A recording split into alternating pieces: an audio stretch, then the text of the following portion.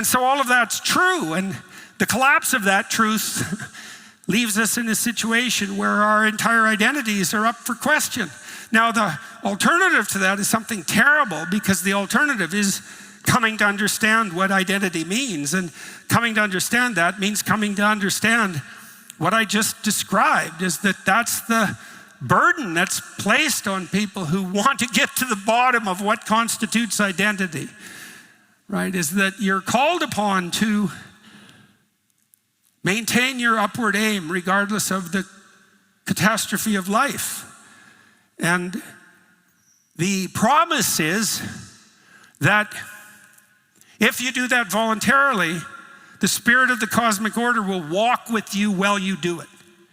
Right, and that seems right, because we know practically, we know psychologically that you become braver and better with every decision you make to confront what obstacle terrifies you and stops you in your tracks, right?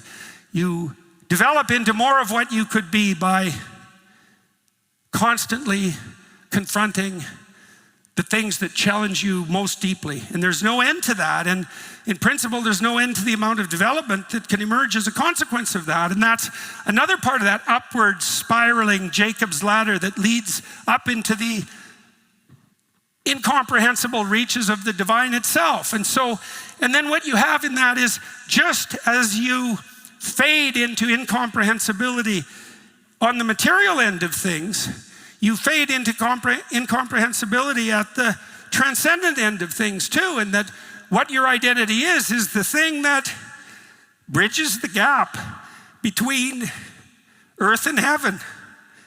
And really, and that's who we are.